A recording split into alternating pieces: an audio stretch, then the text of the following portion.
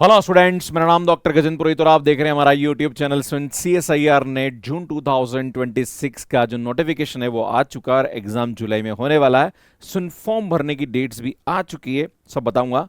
Plus exam कब होने वाला है ये भी बताऊंगा। प्लस आपको फॉर्म भरते वक्त किन बातों का ध्यान रखना चाहिए, क्योंकि जाने अनजाने में कोई भी अगर आप गलती कर देते हो तो उसका खामियाजा आपको बाद में भुगतना पड़ता है। वो गलती आप ना करें, इसलिए इस वीडियो को ध्यान से देखिएगा, बहुत इंपॉर्टेंट होने वाला है। स्टेप बाय स्टेप आपको गाइड करूंगा कि कैसे आपको इसका फॉर्म भरना चाहिए। बात करेंगे सुन, सबसे पहले आप सभी से एक छोटा सा अनुरोध है कि आप चैनल को सब्सक्राइब जरूर कर लीजिएगा। बड़ी मेहनत से हम आपके लिए काम करते हैं और फ्री कंटेंट आपके लिए हम अपलोड करते हैं। मात्र 36% लोगों ने हमारे चैनल को सब्सक्राइब कर रखा है, जो कि बहुत ही दुखद विषय है हमारे लिए। सुन, ये नोटिफिकेशन है जो कि एनटी के द्वारा जारी किया गया था, जहां पर बोला गया है कि जो आपका एग्जाम है वो होने वाला है यहाँ पे 17 और 18 जुलाई 2026। और सुन, आपको जो फॉर्म भरने की डेट दी गई है वो 27 मई से 19 जून के बीच में है। मतलब आपको 27 मई से 19 जून के बीच में फॉर्म भरना है, तो फॉर्म को ध्यान से भरिएगा, कोई भी गलती नहीं होनी चाहिए।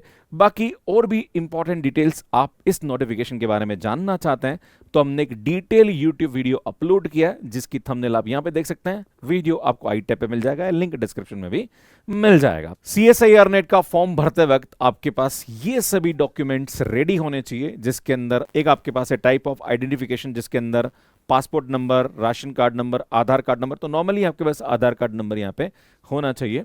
दूसरा, आपके पास आधार कार्ड की सॉफ्ट कॉपी भी होनी चाहिए। तीसरा, आपके पास क्वालिफाइंग डिग्री जो है लास्ट सेमेस्टर की मार्कशीट वो होनी चाहिए।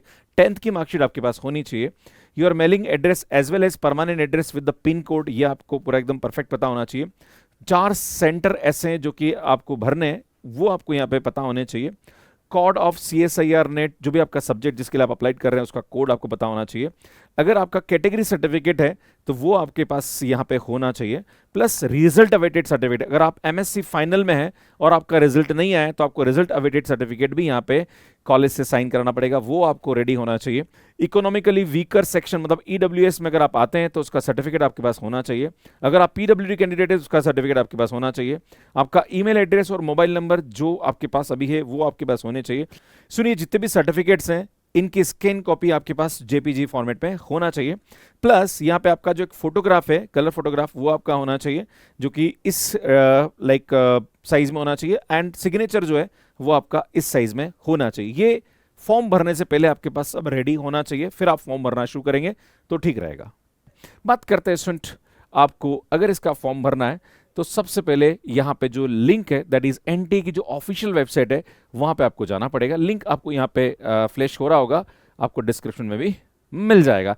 या फिर आप CSIR नेट जून 2026 NTA लिखोगे तो वो आपको यहाँ पे पहुंचा देगा। आपको क्या करना है सुन, इस पे आना है, तो आपको यहाँ पे क्लिक करना है registration for joint CSIR NET June 2026। यहाँ पे ये इंटरफेस खुलेगा, यहाँ पे आप इंफॉर्मेशन बुलेटिन डाउनलोड कर सकते हैं, यहाँ पे आप रजिस्ट्रेशन कर सकते हैं और यहाँ से आप फॉर्म फिल कर सकते हैं, लॉग इन कर सकते हैं।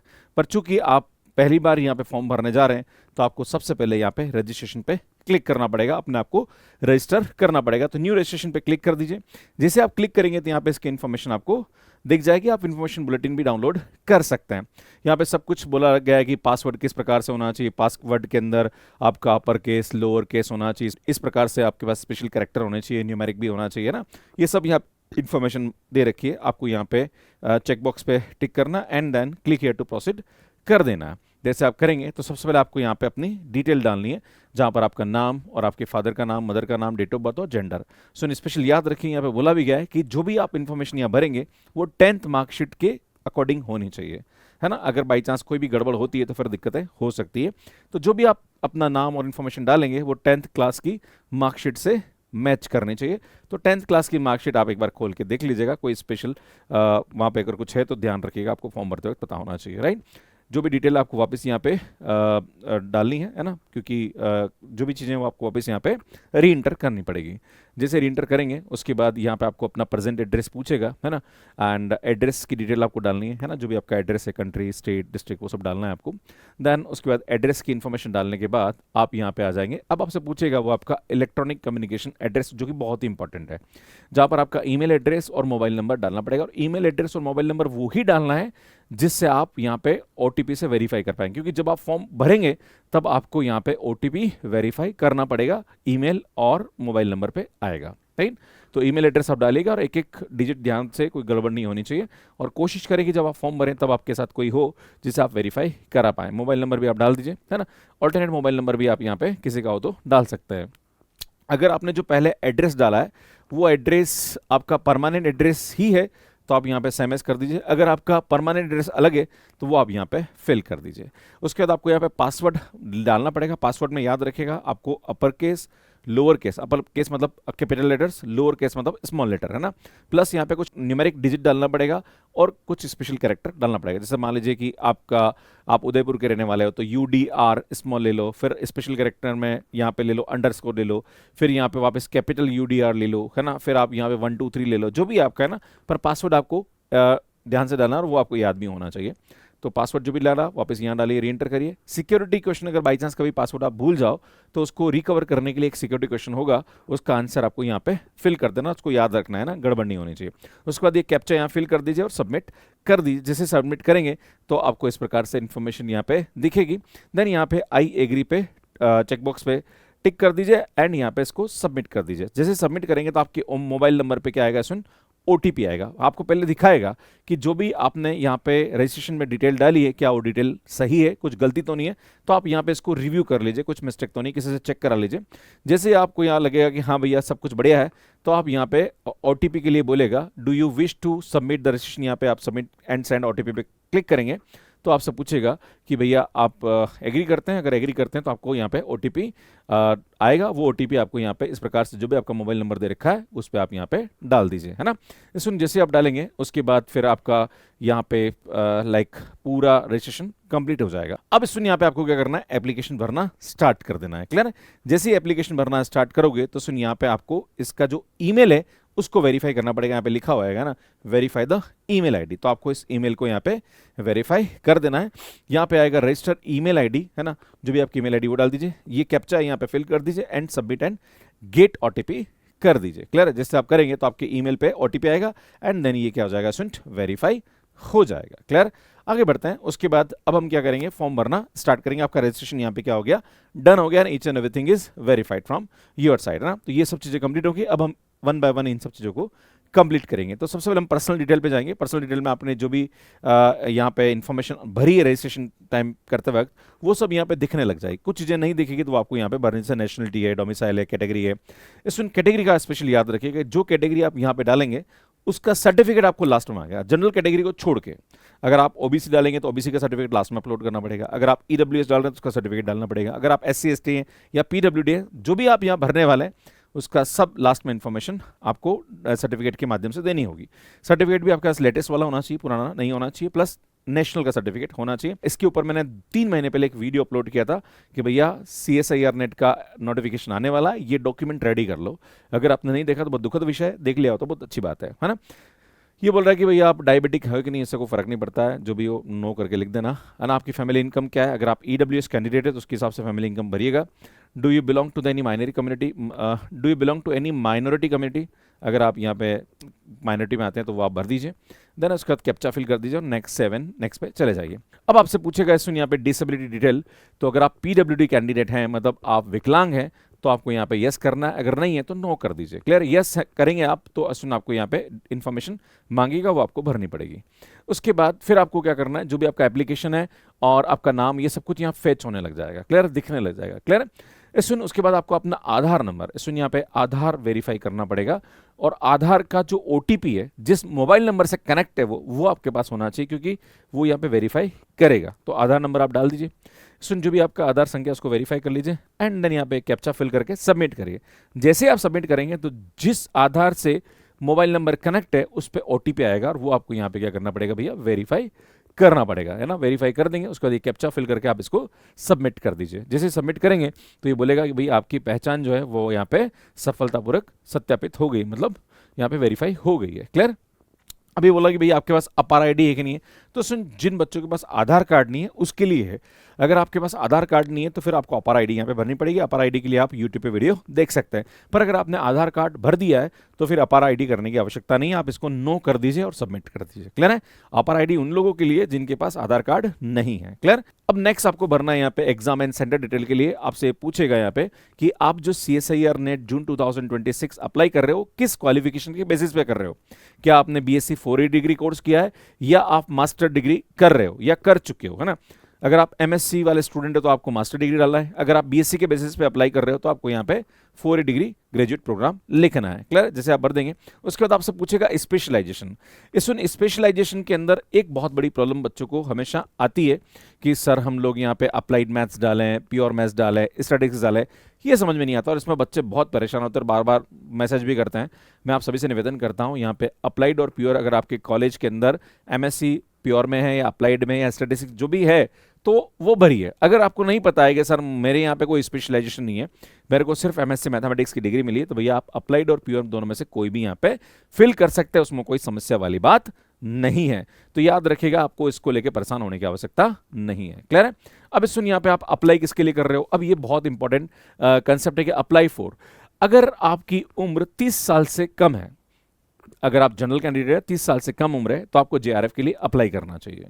अगर आप यहाँ पे वुमन है या फिर OBC कैंडिडेट है या EWS या SC/ST है तो आप अगर 35 से कम है तो आप यहाँ पे अप्लाई कर सकते हैं। एक सवाल उठता है यहाँ पे कि सर मैं अगर नेट LS के लिए अप्लाई करता हूं और नेट JRF के लिए अप्लाई करता हूं तो क्या दोनों की मेरिट अलग अलग बनती है।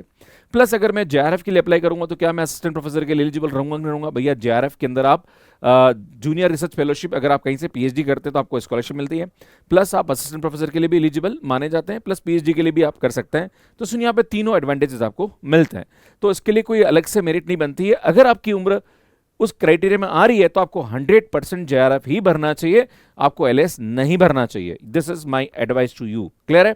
कि ऐसा नहीं कि सर मेरा बाई चांस JRF पे नहीं आया और सर मैं नेट LS नहीं भरा तो क्या फिर मेरा तो नेट क्वालिफाई नहीं होगा। भैया नहीं, अगर आप JRF भरा और आपकी जो मार्क्स आ रहे हैं वो नेट LS वाले आ रहे हैं तो आपको नेट LS क्वालिफाइड माना जाएगा। क्लियर है? तो याद रखिएगा, ये आपको ध्यान देते वक्त आपको भरना है। क्लियर है कि आप किसके लिए यहाँ पे अप्लाई करना चाहते हैं। सुन, आप मीडियम पूछेगा यहाँ पे कि आपको हिंदी या इंग्लिश में, तो अगर आप यहाँ पे इंग्लिश मीडियम भरते हैं, नॉर्मली स्टूडेंट इंग्लिश मीडियम ही भरते हैं, एक सवाल उठता है कि सर यार है ना मेरे को क्वेश्चन जो है वो हिंदी मीडियम में भी चाहिए, तो सर क्या मैं अगर इंग्लिश मीडियम भरूंगा तो मुझे हिंदी मीडियम में पेपर मिलेगा। तो भैया बिल्कुल मिलेगा, है ना। जब आप यहाँ पे एग्जाम देने जाते हो तो ऑनलाइन डैशबोर्ड जो होता है वहां पे आप क्वेश्चन की लैंग्वेज चेंज कर सकते हैं। ऐसा जरूरी नहीं है कि आप हिंदी मीडियम वाले हैं तो आप इंग्लिश में क्वेश्चन नहीं देख सकते हैं, अगर आप इंग्लिश मीडियम वाले हैं तो हिंदी मीडियम में क्वेश्चन नहीं देख सकते, आप दोनों मीडियम में क्वेश्चन देख सकते हैं, उससे कोई फर्क नहीं पड़ता है। क्लियर है? पर मीडियम आप थोड़ा ध्यान से भरें कि आप किस मीडियम में एग्जाम को देना चाहते हैं, उससे कोई फर्क नहीं पड़ता है कि लाइक इंग्लिश भरेंगे तो कुछ और हो जाएगा और हिंदी भरेंगे तो कुछ और, उससे कोई फर्क नहीं पड़ता है ना। जो भी आपका MSc का मीडियम रहा है वो आप भर दीजिए, ज़्यादा अच्छा रहेगा। उसके बाद सेंटर की चॉइस आप ध्यान से करिएगा। पहला सेंटर वो भरिए जो आप एक्चुअली चाहते हैं, आपके नियरेस्ट होना चाहिए ना, तो वो आप भरना। सेंटर की जो सेकंड चॉइस है और थर्ड चॉइस है उसके नियर बाय होना चाहिए। अब ये एक बहुत बड़ी गड़बड़ हो जाती है कि सर बच्चे गलती करते हैं, सर मैंने सेंटर ध्यान से नहीं भरा इसलिए मेरे से गलती होगी। भैया सेंटर चेंज नहीं होगा। क्लियर है? तो ध्यान से भरिएगा, कोई गलती आपसे यहाँ पे नहीं होनी चाहिए। क्लियर है? उसके बाद आपका फादर का ऑक्यूपेशन पूछेगा, मदर का ऑक्यूपेशन पूछेगा, क्वालिफिकेशन पूछेगा, इससे कोई ज़्यादा मतलब नहीं है, बट फिर भी आपको यहाँ पे भरना है ना। सुनिए, कैप्चा एंटर कर दीजिए एंड देन उसके बाद 7 नेक्स्ट पे चले जाइए। अब नेक्स्ट आपको यहाँ पे करना 4 year undergraduate program qualification detail. इसमें एक बात ध्यान रखिएगा कि जो भी क्वालिफिकेशन आपने यहाँ पे एंटर करी, जैसे यहाँ पे 4 year undergraduate program select किया गया इसलिए वो वाली क्वालिफिकेशन पूछ रहा है। अगर आप यहाँ पे मास्टर्स सेलेक्ट करेंगे ना कि भाई मैंने MSc बेसिस पे अप्लाई कर रहा हूँ, तो वहाँ पे आपकी MSc की डिटेल पूछेगा हो ना, तो याद रखने की आवश्यकता है, इसमें गलती नहीं होनी चाहिए। कभी कभी स्टूडेंट्स यहाँ पे गलती कर जाता है, तो भैया आपको वो गलती नहीं करनी है। क्लियर है? याद रखिएगा। बाकी स्टूडेंट यहाँ पे ये जो सेलेक्ट करते हुए थे ना, ये आप ध्यान रखिएगा 4 year degree program masters degree में, अगर आपने मास्टर्स डिग्री सेलेक्ट किया तो वहाँ पे वो मास्टर डिग्री ही पूछेगा। क्लियर है? तो ये ध्यान देने की आवश्यकता है, वो गलती आपसे नहीं होनी चाहिए। प्लस यहाँ पे एक बात और ध्यान देने की जरूरत है कि अगर आपकी उम्र 30 साल से कम है तो मुझे लगता है बाय डिफॉल्ट वो JRF ही लेगा यहाँ पे, है ना। ये भी थोड़ा सा आप देख लीजिएगा मेरे हिसाब से, क्योंकि अभी जो नया डैशबोर्ड आया उसके अंदर वो JRF ही ले रहा है इसको। क्लियर है? अब बात करते हैं, सुनिए, सब डिटेल आप डाल देंगे, उसके बाद कैप्चा फिल करेंगे, 7 नेक्स्ट पे चले जाएंगे। उसके बाद आप अगर आपने MPhil कर रखी है या फिर अगर आपने PhD कर रखी है या अगर आप एक्स सर्विसमैन है तो उसकी डिटेल्स आपको डालनी है, नहीं है तो आप नो कर दीजिए एंड ये कैप्चा फिल करके 7 नेक्स्ट पे चले जाइए। अब सुन, आपको यहाँ पे अपना लाइव फोटो लेना है तो उसके लिए यहाँ पे वैसे क्लिक करेंगे तो कैमरा अपने आप ओपन हो जाएगा। अगर बाई चांस कोई इशू आ रहा है तो इस क्यूआर कोड को स्कैन करके भी आप फोटो ले सकते हैं। जैसे फोटो लेंगे उसके बाद लाइव कैप्चर फोटो यहाँ पे आ जाएगा एंड देन उसके बाद जैसे आपने फोटो लिया तो उसके बाद सेव एंड नेक्स्ट पे आगे चले जाइए। क्लियर? आगे जाने के बाद अब आपसे फोटोग्राफ जो है एक आपको अपना फोटोग्राफ डालना पड़ेगा, है ना, अपलोड करना पड़ेगा। वो तो अपना लाइव हो गया। अब एक फोटोग्राफ जो आपके पास सॉफ्ट कॉपी वो अपलोड करनी है, सिग्नेचर अपलोड करना है।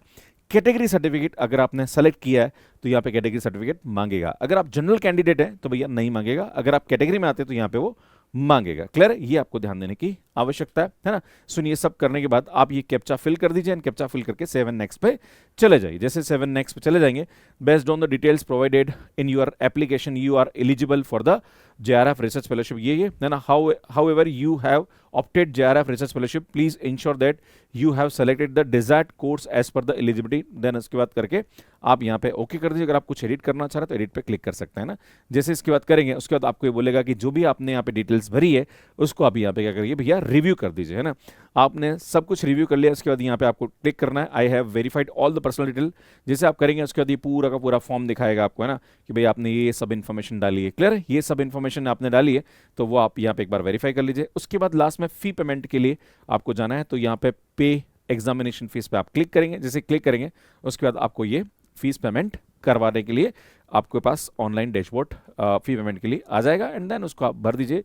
आपकी फीस यहाँ पे सबमिट हो जाएगी और आपका फाइनल फॉर्म यहाँ पे सबमिट हो जाएगा। So this is the process. अब एक सवाल और उठता है कि जो स्टूडेंट्स अभी एमएससी फाइनल में या एमएससी प्रीवियस में और वो अगर CSIR नेट का फॉर्म भरना चाह रहे हैं तो उनको रिजल्ट अवेटेड सर्टिफिकेट यहाँ पे लगाना पड़ेगा। जब आप यहाँ पे क्वालिफिकेशन भर रहे होंगे, जैसे मैंने अभी 4 ईयर डिग्री बताया था, अगर आप एमएससी में हैं तो आप यहाँ पे एमएससी कर चुके हैं या फिर आपका रिजल्ट अवेटेड है या अपीयरिंग या पास जो भी है, तो अगर आपका रिजल्ट अवेटेड है तो स्टूडेंट यहाँ पे आपको पूरी डिटेल भरने के बाद जब आप फॉर्म सबमिट कर रहे होंगे वहां पे आपके पास जो मैंने बताया था कि 4 सर्टिफिकेट मांगता है यहाँ पे ना, तो उस वाले केस में यहाँ पे आपके पास रिजल्ट अवेटेड सर्टिफिकेट का भी आपको फाइल अपलोड करना पड़ेगा, पहली बात। दूसरा, यहाँ पे आईडी भी मांगेगा, आधार कार्ड भी आपको यहाँ पे सॉफ्ट कॉपी अपलोड करनी पड़ेगी ना। खैर यहाँ पे दिखा नहीं रहा पर वो मांगेगा। क्लियर है?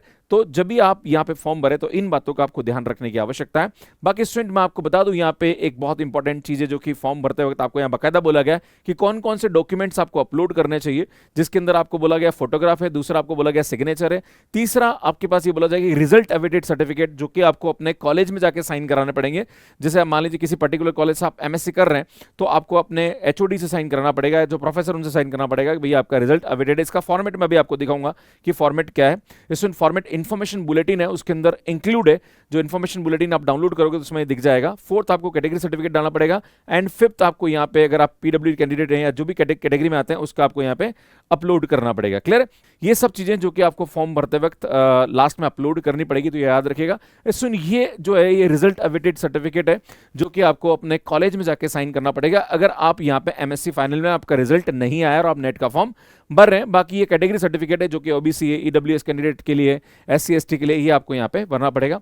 बाकी सुन, मुझे लगता है कि आपको सब चीजें मैंने समझा दी है। फिर भी अगर आपको कोई डाउट है तो आप कमेंट बॉक्स में मुझे पूछ सकते हैं, मैं आपके डाउट्स को जरूर किसी न किसी वीडियो के माध्यम से समझाने की कोशिश करूंगा। बाकी चैनल सब्सक्राइब कर लीजिए, काफी अच्छा कंटेंट हम आपके लिए अपलोड करते हैं। अगर आप जून 2026 जो कि जुलाई में होने वाला है इसका कोर्स अगर आप लेना चाह रहे हैं तो 4999 में आपको हमारा कोर्स मिल जाएगा। सुन, ये हेल्पलाइन नंबर है, इस पर आप कॉल कर लीजिए, आपको सभी डिटेल हमारी टीम के द्वारा मिल जाएगी।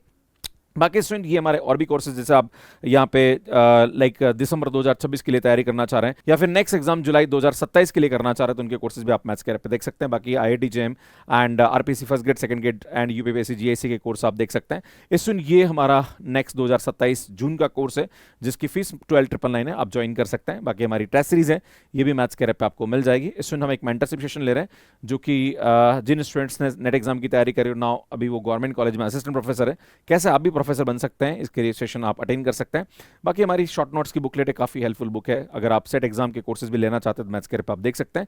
स्टूडेंट ये हमारा मैथ्स के पे जो कि एंड्रॉइड एंड iOS पे अवेलेबल है। कैसे मैथ्स के पे आप कोर्स ले सकते हैं इसका वीडियो आप यहाँ पे जाके देख सकते हैं। बाकी स्टूडेंट मैंने CSIR नेट पे काफी अच्छा डिटेल वीडियो अपलोड किया है जिसके अंदर मैंने बताया कि नोटिफिकेशन निकला है और उसकी क्या क्या इन्फॉर्मेशन डिटेल है वो सब आप यहाँ जाके देख सकते हैं। यहाँ जाके चैनल को सब्सक्राइब कर सकते हैं। धन्यवाद।